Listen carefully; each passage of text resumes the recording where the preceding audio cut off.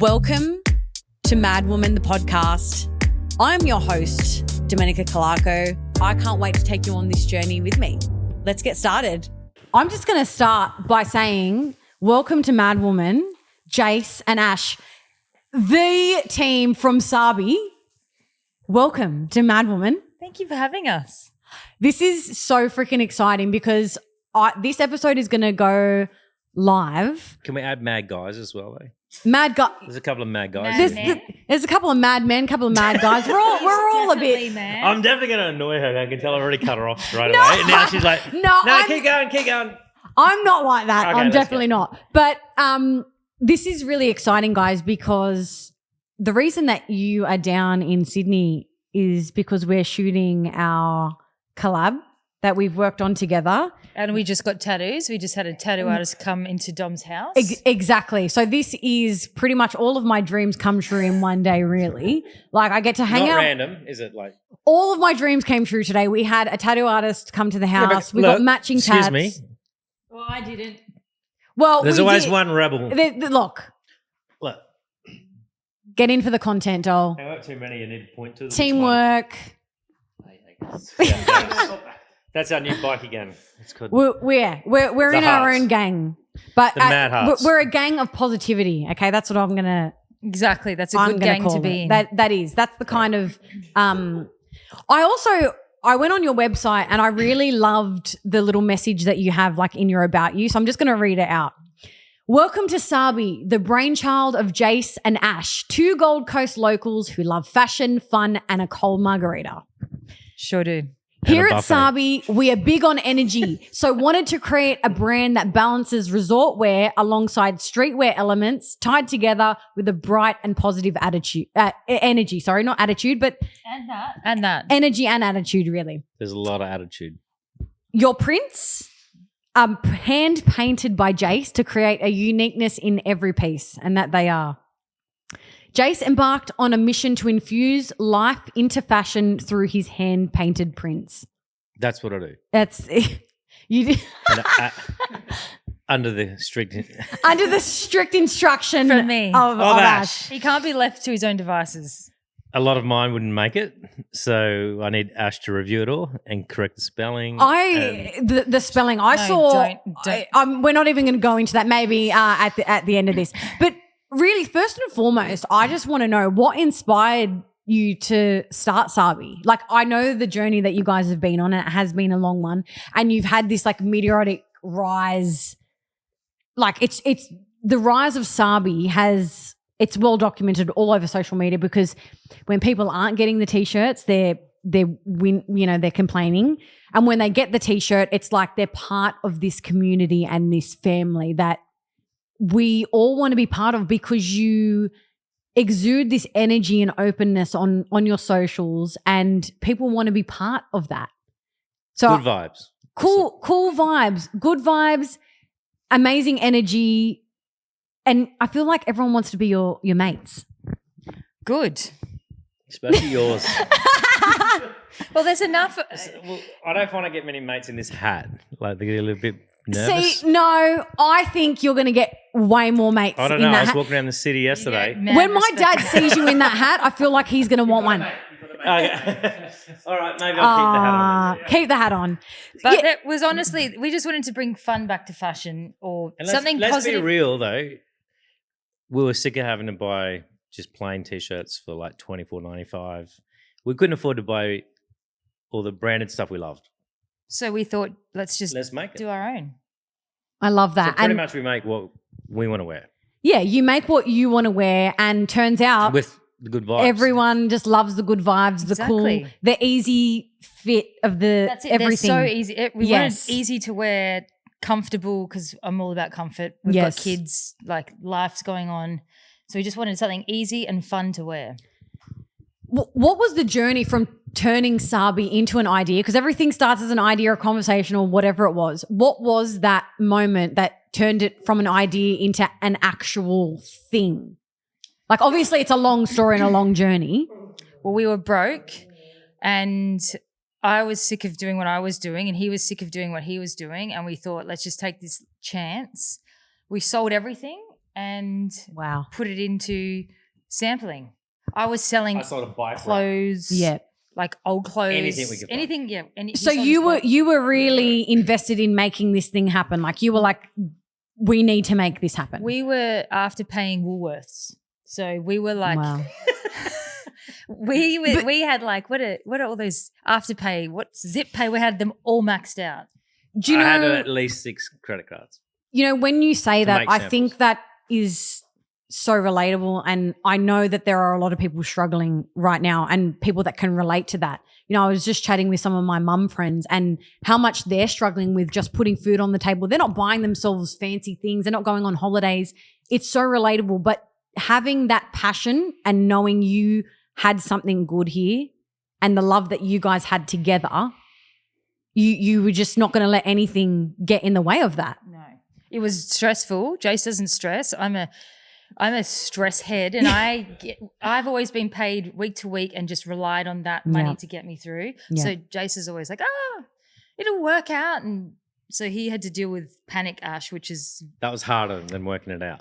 But you, Jase, you've been in the fashion industry for years, and you've seen the rise and fall of huge brands in Australia. Well, you've been up and you've been down. I've been up and down a few times. So did that ever kind of scare you? It doesn't really matter. No, I'm not scared. You always say to me, if you're broke, you always say it doesn't make any difference. You've had money, you've lost it. I'm telling you, like the $300 speeding ticket or the $300,000 tax bill you get, still the same stress. So when you're rich, you might get a higher bill. When you're poor, like when you got no money and you can't afford your electricity or your rent, don't you reckon that's just as stressful as a guy who owes $4 million to the bank? Like, it's all relative, it's all I guess, so right? It's not really a risk. Yeah. I'm so fascinated at, and I get this little like twinge of pride every time I see you guys sell out and come out with a new collection, and just when I see people wearing it on the streets or in the shops, I love that I know your story and how hard you've worked and all the shit that you've gone through to get the brand to where it is. Did you expect the rise to be so hard and fast and like... No. 100% no. We would have been more prepared. It was like this. It was like this and then like vertically up with no preparation or planning, or we've literally from I think a month in been chasing our tails from that minute because it's just gone like so up. And balancing, you know, are you in a relationship? It doesn't make sense to me that people don't realize that you guys are a couple and you've created this brand Brothers, together. Sisters, dad, daughter, best friends. Well, there's quite an age gap. But we just want to clear it up. We are a couple, romantically. They are a romantic couple, okay, guys? We've made love. Once. Dealing with that really hard and fast rise, dealing with it as a couple, you know, like you're trying to keep this relationship afloat and you're also trying to keep this business afloat that you've put so much money, time, you've got a lot riding on this thing, right? How has that been and how are you dealing with that on a weekly basis? Because you guys have new collections coming out all the time. Every week. Every week. You're constantly having to maneuver and pivot. This is something that I really find admirable about you guys because you're always just making it work. Like, you know, something fucks up with the website and the pre-orders didn't work and it's like you're on top of it. You don't let that adversity, you know, knock you down. Jase doesn't, but he deals with me. Ash is keeping it real. I am always... I deal with all that and then Ash having a meltdown. I melt down and I panic and I cry because I'm a people pleaser. Yeah. Whereas Jase is just like, it's out of our hands. Just focus on what we can do.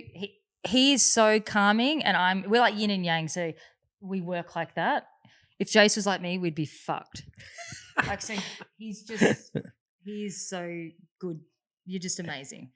I'm just relaxed.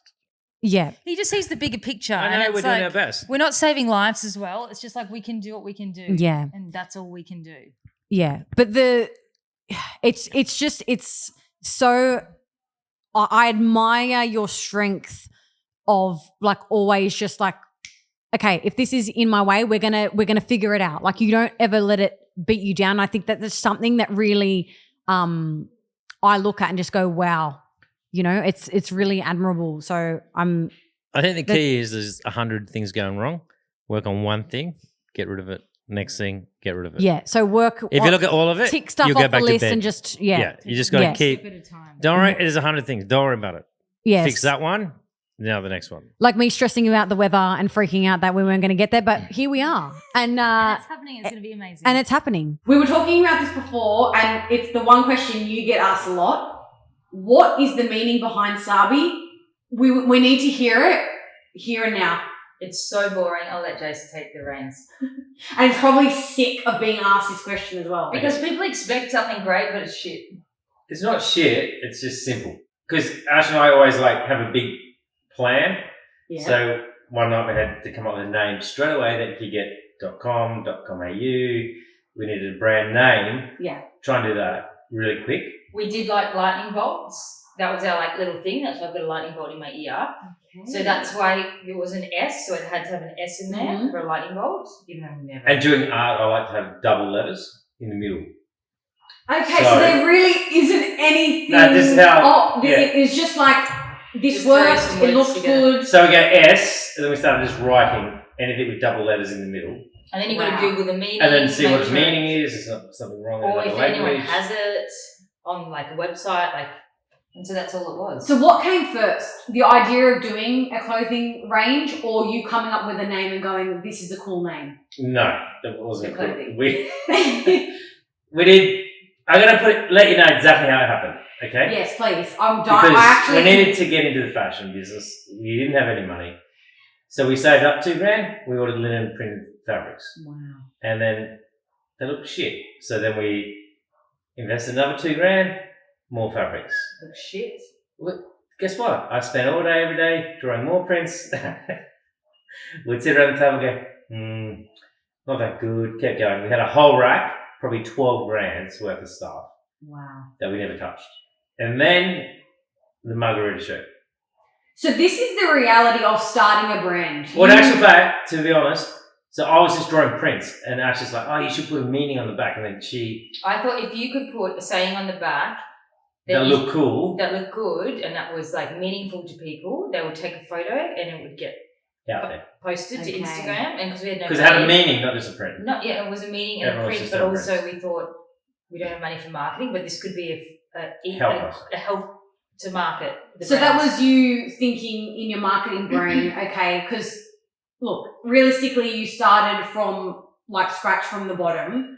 There's no way you would have had money for a marketing campaign. Oh, God, no. So you thought, how can we incorporate into the design something that is Instagrammable? And you know the virality of things when it goes on. I mean, you are the epitome of it right now.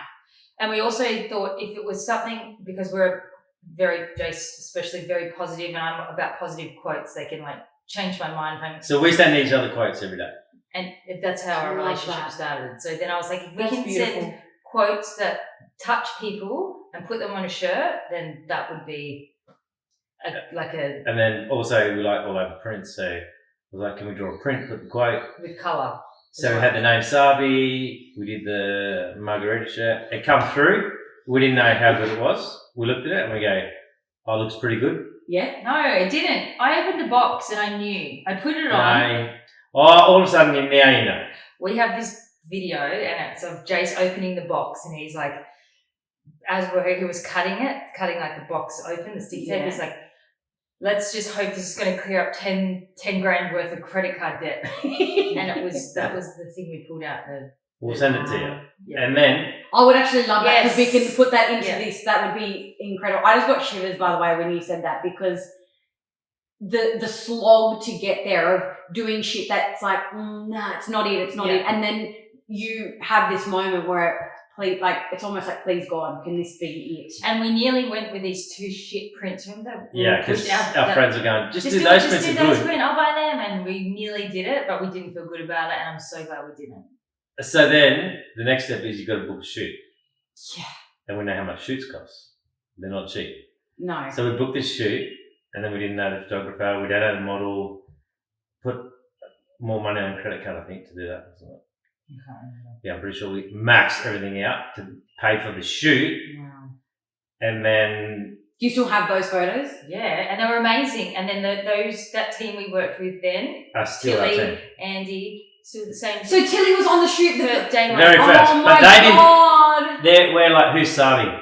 And no one knows us. And we don't know how good it's going to be. And we're all just like, let's just try this. And that was so nice. And Hannah, the makeup artist, Tilly, the model, and Andy, they're still with us now. And they worked overtime and they didn't charge us for the extra hours. Like, went to Cabarita, wasn't it? Down that way.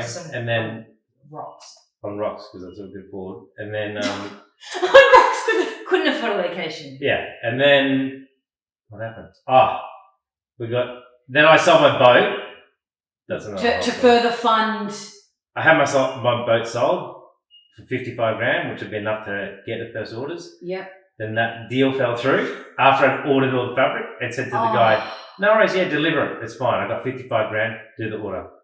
The boat fell through. It took another 3 or 4 weeks to get another guy who pushed me down to 35 grand. So had to borrow money off your parents, I think.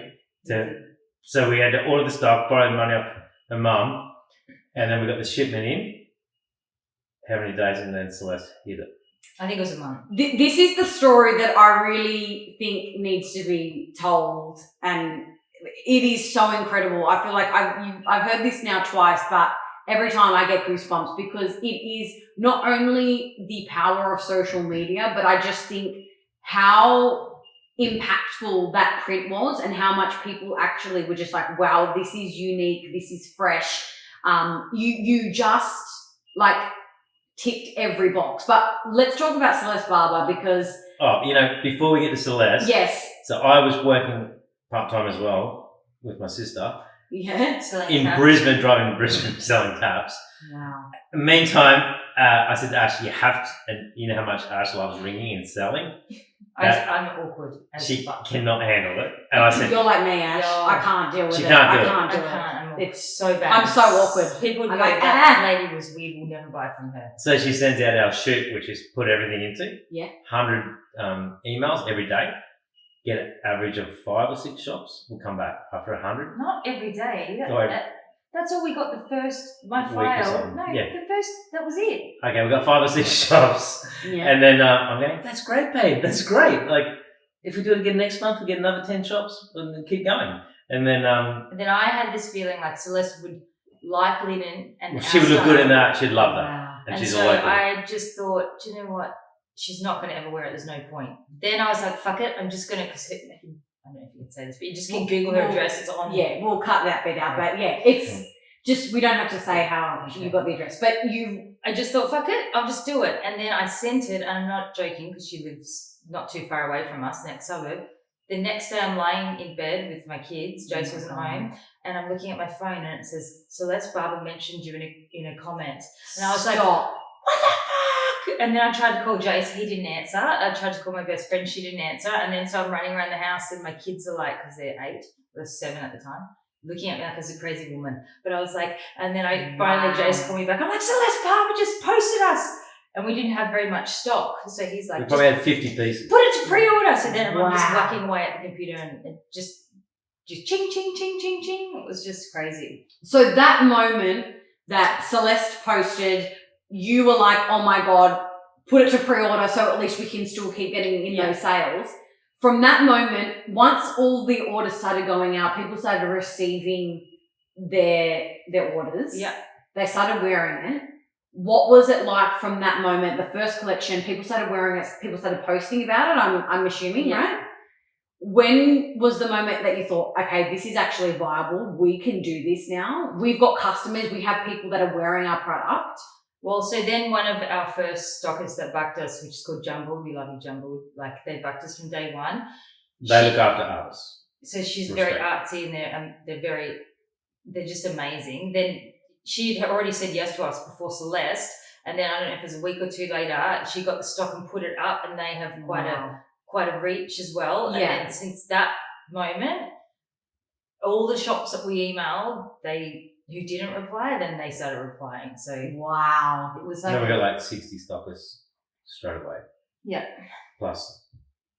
So from having to borrow money from family, and now all of a sudden you've got all of these orders, was the transition of, okay, we've got this money coming in, how are we now going to filter all of these funds to different priorities, like designing more fabrics, getting stuff made, doing more shoots? Was this something now that you were like, okay, we've got momentum now, we have to keep going? No, Yes. no. What? We weren't giving up. Like, well, that's what I'm saying. So like the momentum was there, right? And you were just like, okay, but we're on the horse. Yeah. We're not stopping now. Yeah. But yeah, and it was like me and Jase.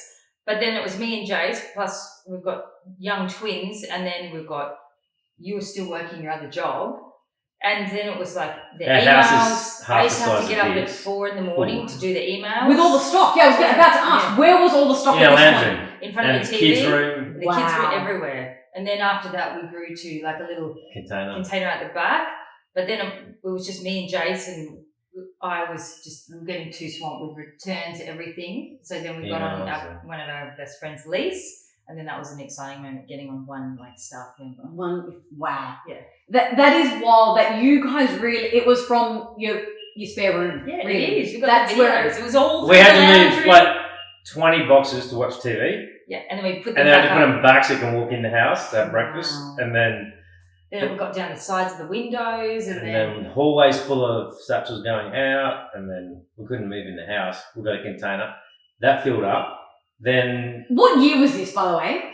That's last year. Yeah. So last year, you guys are sending orders out from your house last September. So we're just over a year. We'll show you a photo. You won't believe it.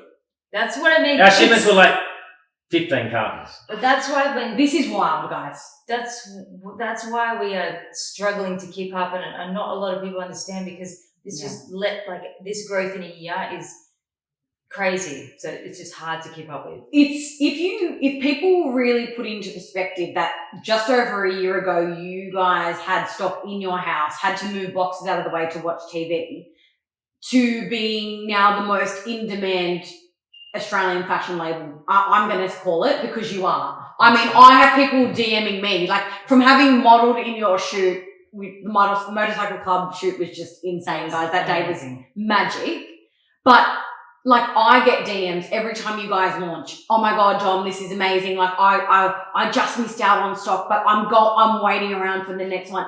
You've created a community of people that are so excited about fashion again. They're excited about colour.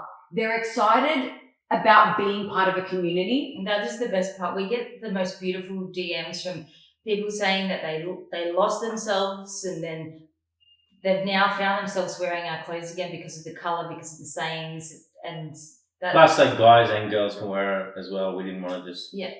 It's like, unisex. It's so you can dress it up, you can dress it down.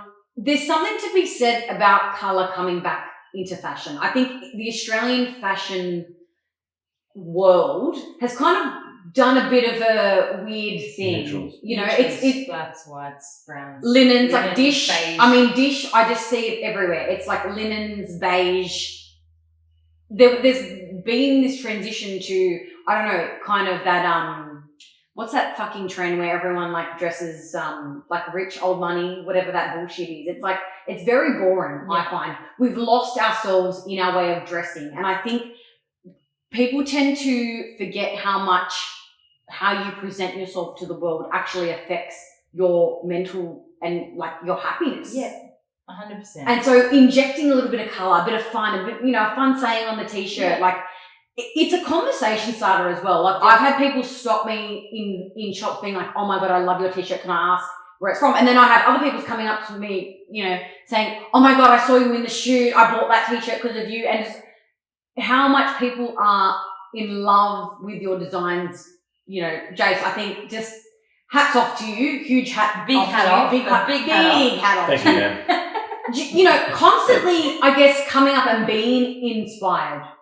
Have you ever found, because it's been this meteoric rise really fast, just over a year, it would still be so fun, I guess, creating. He loves it. Do you ever find yourself being overwhelmed? And this is me talking from like a mental health perspective of it's been so intense, so quick. the thing you get overwhelmed when you don't paint or you don't draw. It's your outlet. So it's a creative outlet. Well, I get heaps of ideas. Yeah. Like all the time. Yeah. And then the problem is I need to put them out and get rid of them out of my head because I've got more ideas coming in all the time. Yeah. And so these last few weeks. So I get frustrated when I'm doing business instead of painting. Yeah. And getting art and stuff and the colours. So obviously that's what like differentiates Sabbi from other brands, I think in particular in Australia. What do you want Sabbi to be known as in the Australian market, but also globally? Like what is it that you want Sabbi to be known for, and what do you want your mantra to be for people who want to, have seen the brand on social media because it is so out there now. What do you want people to know about the brand? Over to you, Ben. Your English. I know that's a very in-depth question, like it's pretty intense, but I just want them to know that one of the main reasons was we wanted to design something for the people that don't feel like they fit in anywhere, that they can wear something and know that they're part of a community and they're loved. And I've struggled with anxiety and I got bullied and I've struggled with who I am and stuff. Mm-hmm. So I know what it feels like to not fit in. So Sabbi, we wanted all of those people that feel like maybe they're a misfit or I get emotional, like something like that, to know that you're in with us. So you've got a place with us. That's what we want. That's what Sabbi is. I really feel that as well. I feel that as being someone who is the consumer of your brand, the person, someone that wears it, but also that talks with people that are part of that community. And that's how, wearing your clothes makes them feel. And I think there's something so beautiful about that you can touch people in a way that, like, they put on a piece of clothing every day and it just makes them happy. It's energy. And when they see another person out wearing Sabbi, that they can just look at each other. And yes. Do you do a creepy smile that you do to everyone? Listen. It just means like you're part of that. You're safe here. You've got it with good vibes. We love you. Yeah, you love everyone. Yeah. What's the biggest thing you've had to overcome, like in such a short time where the growth has been growth, the growing pains? You've definitely felt the growing pains probably recently, you would say. There's some big changes happening in terms of you being able to cope with inventory and getting stock out there. And, we've spoken a lot about how people, words really do matter. Yeah. And people do get, I guess, upset and overly emotional about, things, not being sent out quickly, or, the ranges sell out so quickly. Not having enough stock. That's our biggest thing is growth, would you say? Yeah, I mean, you got to get used to it, I guess, because try and buy a couch. You're going to buy a couch in like 3 months. Where's your table? Yeah, I've just moved into my new place and I'm waiting for my table. I don't have anywhere to eat. And Are you angry? No, I'm not angry. It's like, of course I would love my table, but I'm not going to send them an email every day and say, hey, where's my table? Why isn't it delivered yet? But I don't think people understand what goes on behind the scenes. So they think, just order more shirts, but it's like, order more stuff, but then we're still not going to be able to get it out quick enough because we don't have the staff. We don't have the warehouse that's big enough to hold the stock. So we're trying to get the warehouse, get the staff. Fourth warehouse in a year. That's insane. So 4 times you've had to go up. And then what we're ordering, we order ahead of time. So what we're ordering 8 weeks ago, and what the people that are coming online now, it's doesn't match. It's 5 times the amount of what you're ordering back then, but we didn't plan for that. So there's just not enough. But we've worked it out. And we're barcoding everything. We've got a system where you can just pump out. That's the thing. It's like you're not letting this shit get you down. You're actually taking it. The resilience, honestly, of you guys is so inspiring. It really is, and I want you to know that. Thank you. Because you could have just crumbled under this pressure, and you could have just been like, "Nah, fuck this. This is too much." I did. That Jase pulled us through. The thing is, you get so upset about it, but all I'm thinking is we're fixing it, and we'll be the best. Yeah. And we'll make it fast. When you order, you're going to get it. If you get a pre-order, it's going to be back fast. We're also, because we own the factories, all the boys are on the team. I talk to them every day. they understand the whole thing as well. Yeah. We've upgraded. So it's not like maybe some people just order off factories, get a few more factories. Yeah. We don't do that. It's only our 2 factories, one in each country. And I think people don't understand, and from what I've learned in the process of working with you guys on my t-shirt is, you know, it's like you got to buy the fabric, you got to like.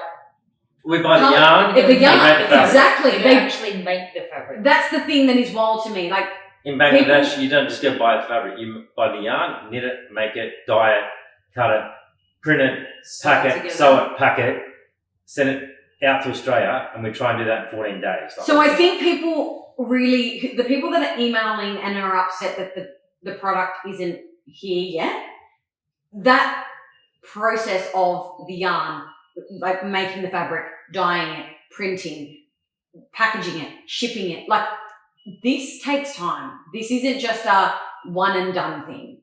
And, you know, I think a lot of people, we've lost our patience.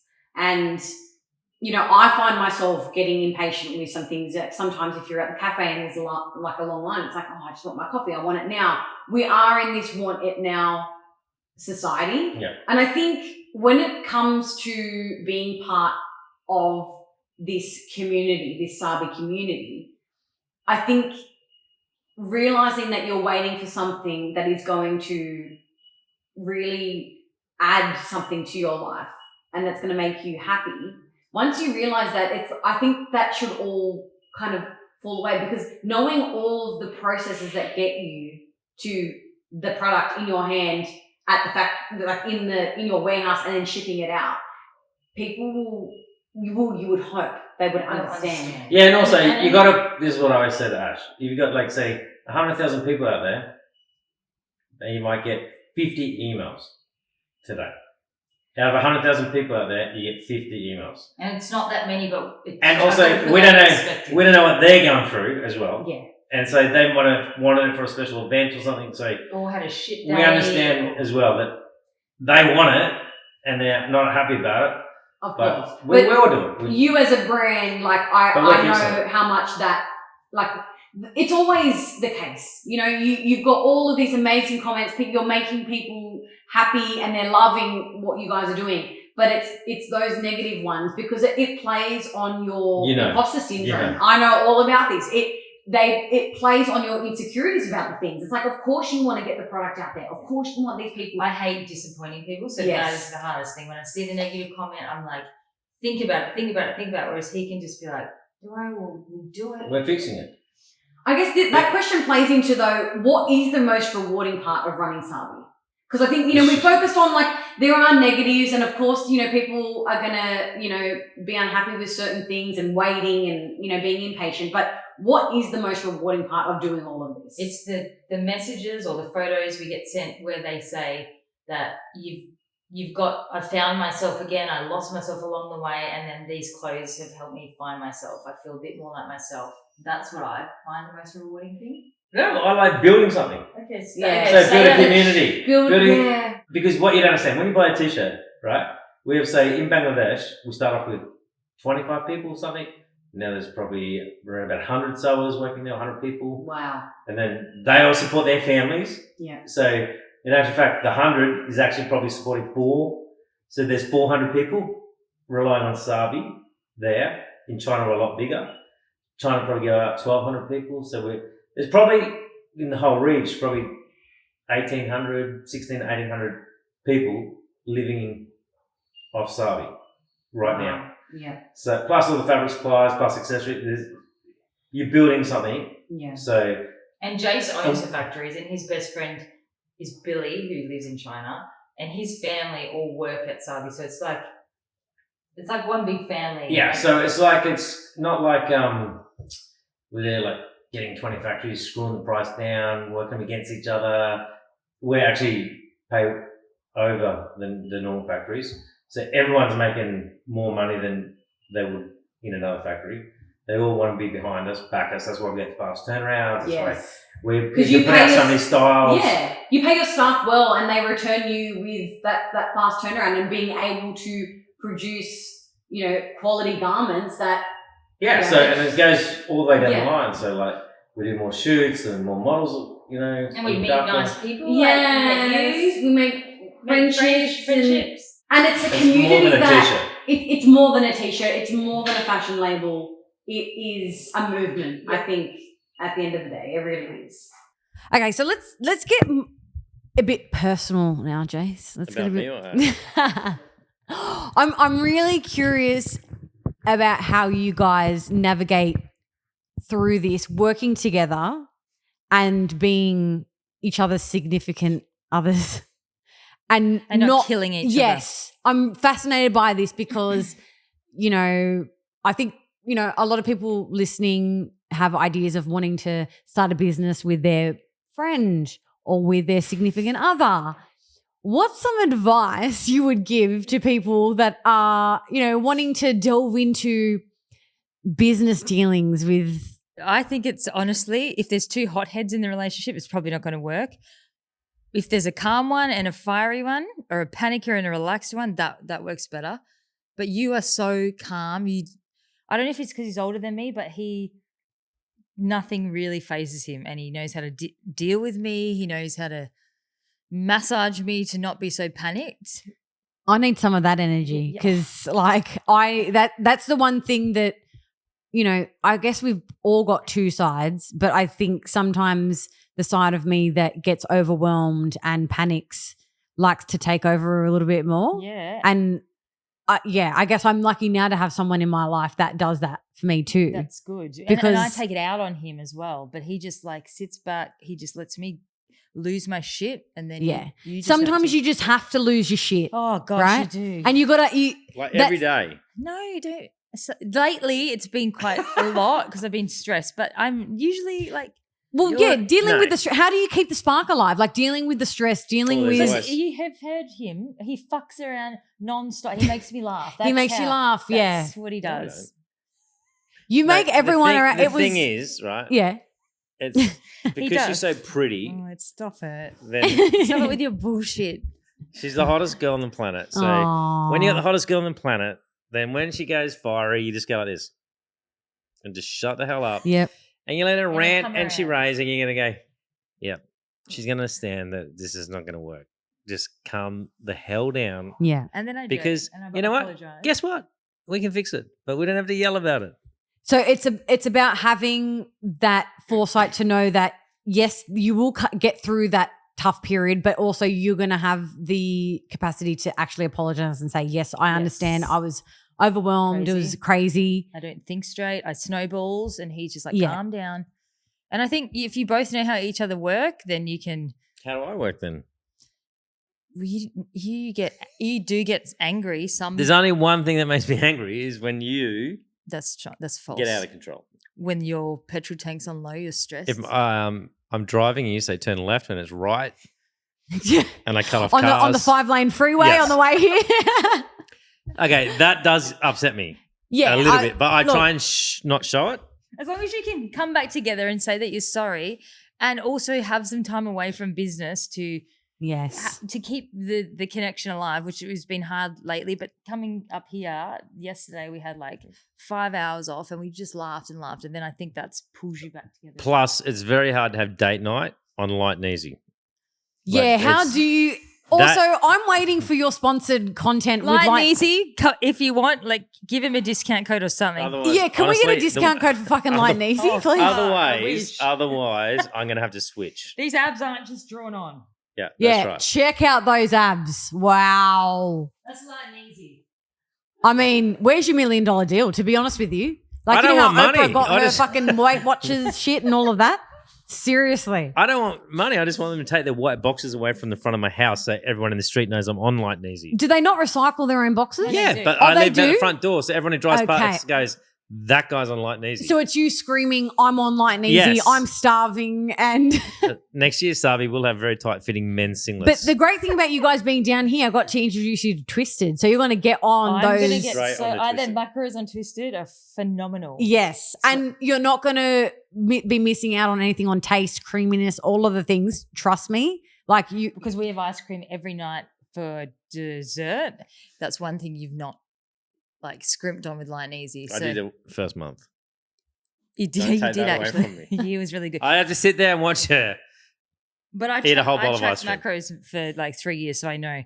And that is better than the ice cream we're eating now. We're eating light ice cream. So we're coming across. Wow. As soon as we get home, I'm getting straight on the website. Get to Woolies, Coles, wherever they're stocked in a lot of places now. Anyway, aside from ice cream, and I love that you guys date nights. And date nights. Date nights is something very important, right? We often forget about making time for that significant other and remembering that why you fell in love. And the other thing is, like, guys, just remember one thing.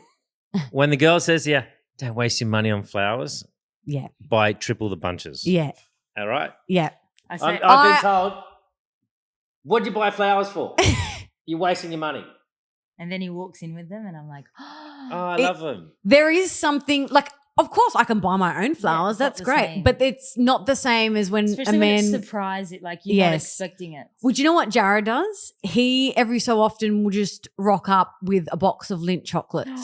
Is that your Lindt thing? balls? That's your they thing. just As if I'm allowed to do that. I feel like I've reached like peak old lady now for me because I'm like, I'm on the Lindt balls and it's like a Lindt ball a night for me is just chef's kiss. Can I ask though, is it in the fridge or not in the fridge? In the fridge. Chocolate in the fridge. No, it's not creamy. No. You can't get the praline center to come out of the Lindt ball if it's in the fridge. See, I put it in my mouth and let it melt. I can't. I'm like a. I eat the whole box straight from Uber Eats.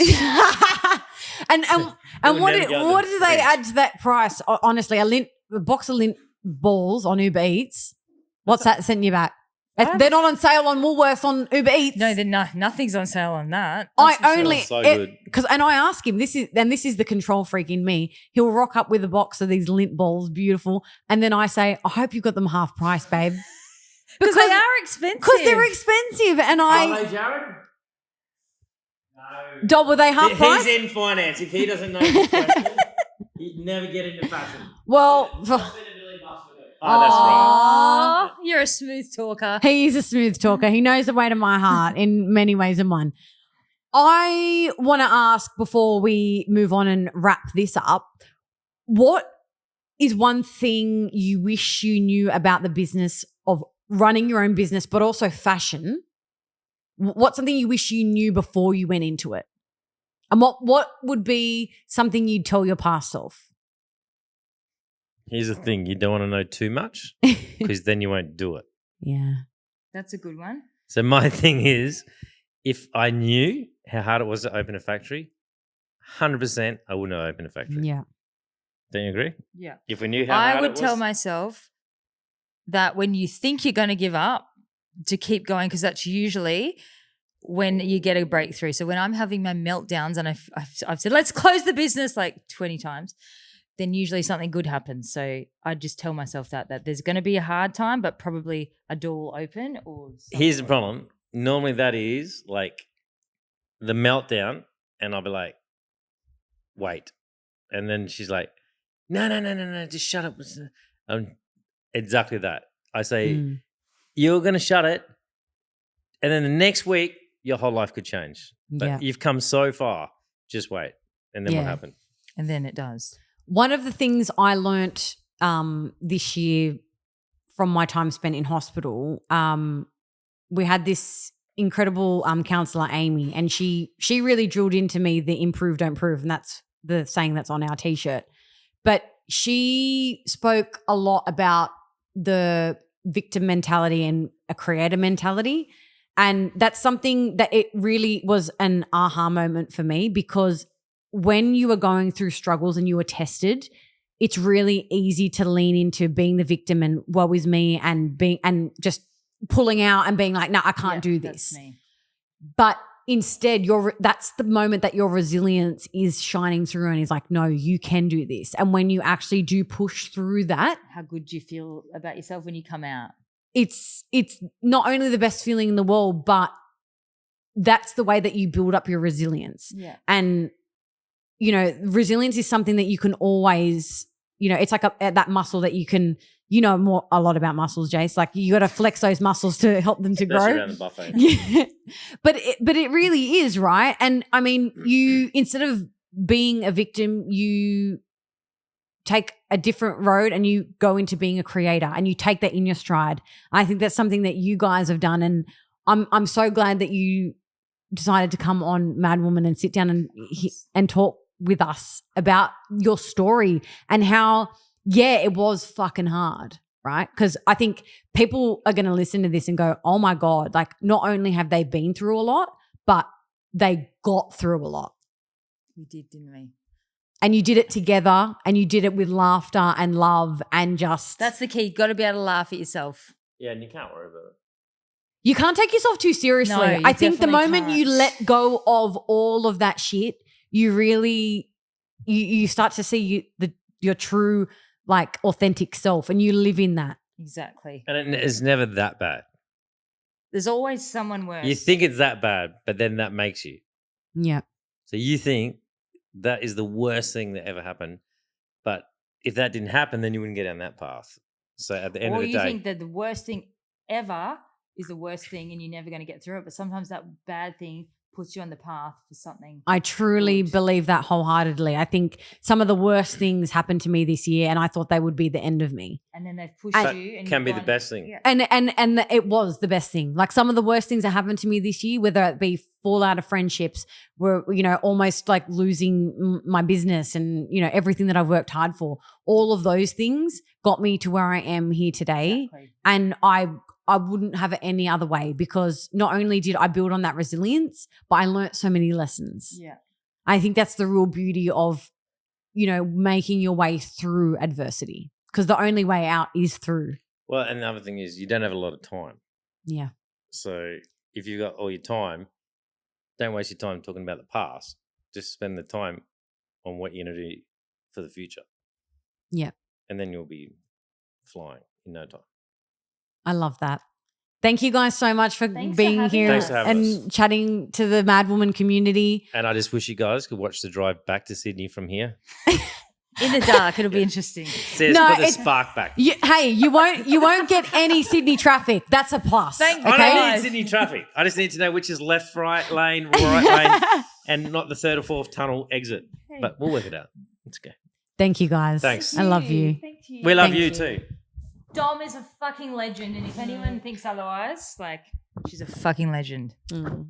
Well, I think you guys are just brilliant at what you're doing, and I'm so excited to see what you're like. This is only the beginning. I can't wait to get your range out here. Oh, I'm so excited for people to get their hands on this. I think it's going to mean a lot to a lot of people. It is. And as of recording this, we haven't decided on the charity just yet, but we are going to be donating a portion of all sales to charity, because I think that giving back, number one, first and foremost. But yeah, spreading love and joy and color to the world. Yes. That's what it's all about. That's what we want. Yeah. Thank you guys. Thank you.